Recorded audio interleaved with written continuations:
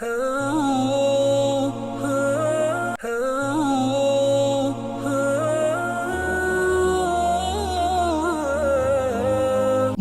அல் மஸ்ஜிதுல் அக்ஸாவுடைய குத்துபாவை ஷேக் முஹம்மது சலீம் ஹபீதுல்லாஹ், அதாவது உலகத்தில் நடக்கின்ற நிகழ்வுகள், சம்பவிதங்கள், பிரச்சனைகள் நான் படிப்பினை பெற வேண்டும் என்ற தலைப்பில் ஹம்து ஸலவாத் தக்வாவுடைய வசதிக்கு பின்னால் இந்த மறுமை தங்குமிடம் வீடு தான், சொர்க்கம் தான். நமக்கு பூமியில உயர்வை பெருமையை நாடாதவர்களுக்கு குழப்பம் செய்தவர்கள் நாங்கள் ஏற்பாடு செய்து வைத்திருக்கிறோம். தக்குவாதாரில் தான் அழகான முடிவு என்ற ஆயத்தை 83 வசனம்.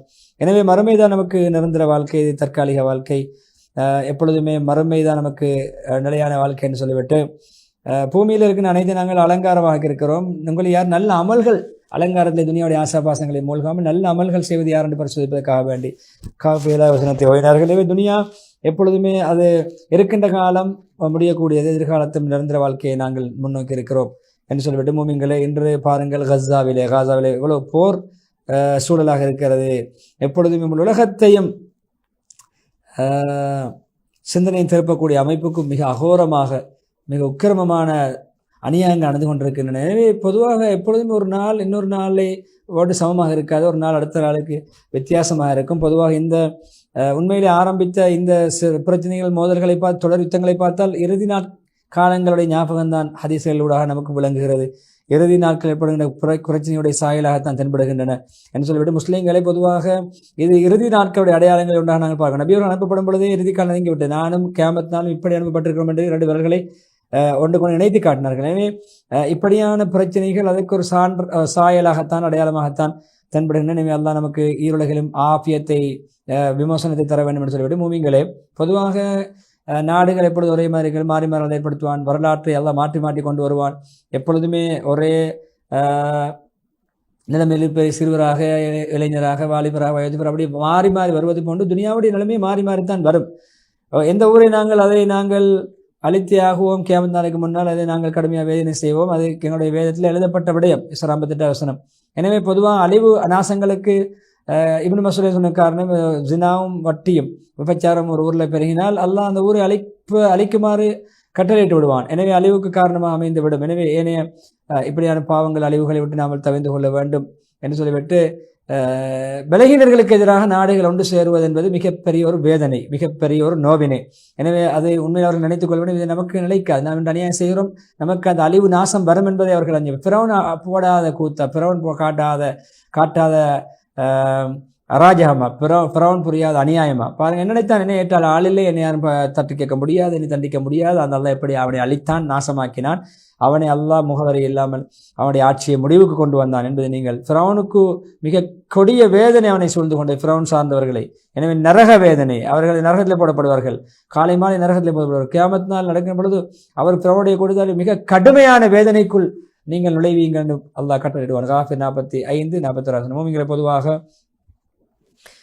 பின்வரும் ஆயத்தை யோசிக்கின்ற பொழுது, சிந்திக்கின்ற பொழுது, பூமியில் நீங்கள் சென்று பயணித்து பார்ப்பதில்லையா? முன்னோர்களுடைய முடிவு எப்படியானது? அவர்கள் இவர்களை விட பலசாலிகளாக, பெரும் அடையாள சின்னங்கள் உள்ளவர்களாக, தாக்கமுள்ள பிரதிபலிப்புள்ளவர்கள் இருந்தார்கள். அவர்களுக்கு எந்த பயனையும் அவர்கள் சம்பாதித்த வளங்களோ, செல்வங்களோ, செல்வாக்குகளோ பயனளிக்கவில்லை.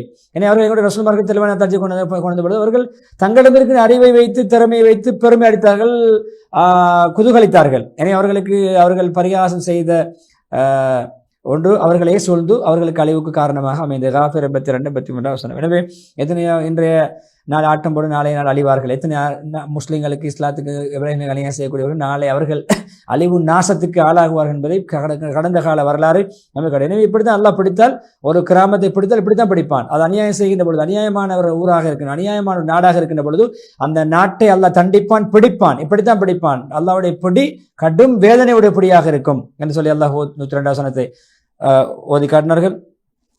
அல்லாஹ் அடியார்களை பொதுவாக அல்லாஹ்வுடைய வழிமுறை. அநியாயம் செய்கின்ற பொழுது அந்த அநியாயத்துக்கு அல்லாஹ் முடிவு கட்டுவான், அந்த அநியாயக்காரர்களை அல்லாஹ் அழிப்பான். அந்த அநியாயக்காரர்களுக்கு அல்லாஹ் ஒரு முடிவை கட்டுவான் என்பது அல்லாஹ்வுடைய நிதர்சனமான ஒரு உண்மை. நிச்சயமா அல்லாஹ் அநியாயக்காரனை கொஞ்சம் நீண்ட கையில் விடுவான். அவன் பிடித்தால் அந்த அநியாயக்காரன் தப்ப முடியாது என்று சொல்லிவிட்டு அந்த ஆயத்தை ஓதி காட்டினார்கள்.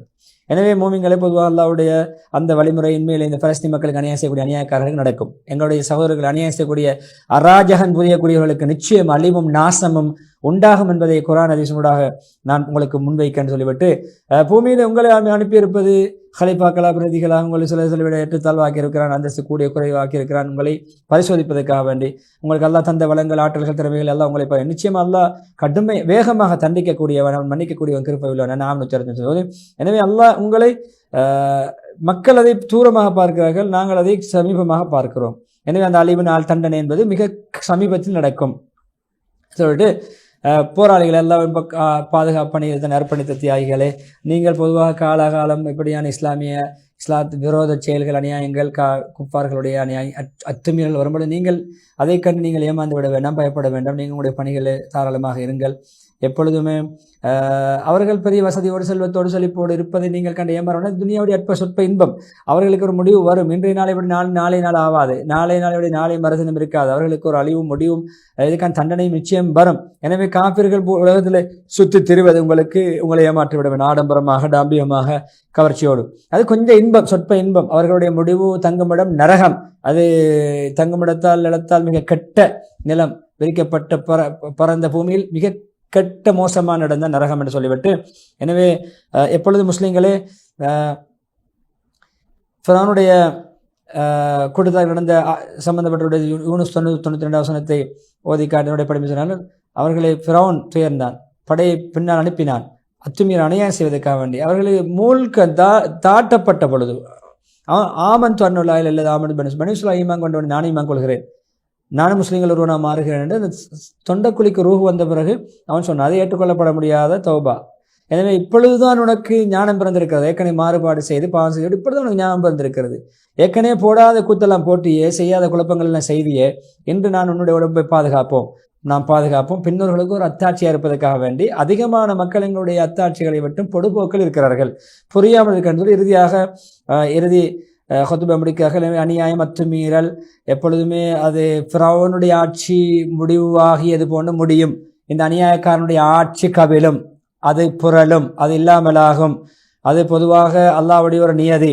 எனவே அப்படி எங்களை நினைத்து நாங்கள் அல்லாஹ்விடத்திலே ஆதரவு வைப்போம், உதவியை நாடுவோம், நம்பிக்கை வைப்போம் என்று சொல்லி துஆ செய்து இஸ்திக்பார் தூண்டி முதல் ஹுத்பா முடித்து இரண்டாவது ஹுத்பாவிலே யார் மறுமை அல்லாஹ்வுடைய சந்திப்பை ஆதரவு வைக்கிறாரோ நல்லமல் செய்யட்டும், அல்லாஹ்வுடைய வழிபாடு எந்த இணையும் வைக்கக்கூடாது என்று சொல்லி 110 வயது ஹுத்பா ஹம்சராஜோடு ஆரம்பித்து அந்த ஆயத்தை முன்வைத்து, பொதுவாக கபர் இருக்கிறது, கபர் எப்பொழுதுமே முதலாவது தங்குமிடம். அது பர்சகுடைய வாழ்க்கையின் ஆரம்பம். கபருடைய வாழ்க்கை நீண்ட காலம், வாழ்கின்ற வாழ்க்கையை விட கபருடைய வாழ்க்கை நீண்டதாக இருக்கும். எனவே அவர்களுக்கு அதுக்கப்பால் ஒரு பர்சக் நீண்ட ஒரு மறுமை வாழ்க்கை கபருடைய வாழ்க்கை இருக்கிறது. அவர்கள் எழுப்பப்படும் வரைக்கும் அது வாழ்க்கை. சூரா முஃமினூன் 100 வசனத்தை ஓதினார்கள். எனவே பொதுவாக முஸ்லிம்களே, உங்களுடைய இன்றைய நீங்கள் கபராளியில் இருக்கீங்க, நாளை வாழக்கூடியவுடைய கபராக அது கபராளிகளாக மாறுவார்கள். எனவே நல்ல அமல்களை, நல்ல ஈமான் சார்ந்த அமல்களை முற்படுத்திக் கொள்ளுங்கள். நாளுக்கு நாள் நல்ல அமல்களை செய்து கபருடைய வாழ்க்கையை தயாரித்துக் கொள்ளுங்கள்.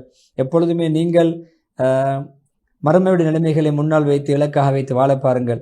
மலக்குமார்கள் அவர்களை சில காட்டுவார்கள் என்ன நிலைமை என்று. பாவி முழு தன்னுடைய பிள்ளைகளை அர்ப்பணித்து அதற்கு தண்ட குற்றமாக கொடுத்து பிள்ளைகளை பிணையில் வைத்து தான் நரக வேதனை விடுதலை அடைய எத்தனிப்பான், ஆசிப்பான். அவனுடைய மனைவியை பிணையாக கொடுத்து தப்ப முயற்சிப்பான், சகோதரனை பிணையாக கொடுத்து நரகத்தில் தப்ப, தன்னுடைய குழந்தைகளை பிச்சலங்களை தனக்கு வாழ்வழித்த எல்லா உறவினர்களையும் பிணையாக கொடுத்து நான் இவர்களை நரகத்துக்குள் போட என்னை பாதுகார் என்று ஒவ்வொரு பாவியும் ஆசிப்பான். எனவே பூமியில் அனைவர்களையும் முழு உலகத்தில் உள்ள மக்களையும் பிணையாக கொடுத்து நான் விடுதலை அடைய வேண்டும் என்று தன்னை பாதுகாத்துக் கொள்ள வேண்டும் என்று எத்தனைப்பான். அது நடக்காது, அது கொழுந்து விட்டறி நரகம், அது தோள்களை கலட்டக்கூடிய நெருப்பு என்று சொல்லி நரகத்தை பற்றி ஞாபகப்படுத்தி, இறுதியாக மஸ்ஜிதுல் அக்ஸா எங்களுடைய சொத்து, எங்களுடைய உரிமை. எனவே நீங்கள் விட்டு கொடுக்க வேண்டாம். எப்பொழுதுமே இன்றைய நாள் நமக்கு இன்ஷா அல்லாஹ் நமக்கு என்ன சொல்கிறது, எப்பொழுதுமே நாம் அந்த மஸ்ஜிதுல் அக்ஸாவிலே நாங்கள் பாதுகாப்பு படையில் ஈடுபட்டிருக்கிறோம், அதை விட்டு கொடுக்காமல் போராடி கொண்டிருக்கிறோம், அதற்காக கட்டித்தனங்களை கட்டி வருகிறோம். எனவே இன்றைய மஸ்ஜிதுல் அக்ஸாவுடைய அடுத்த நாள் இன்ஷா அல்லாஹ் நாம் அல்லாஹ்விடத்திலே நாங்கள் அதை பொறுப்பு கொடுப்போம்.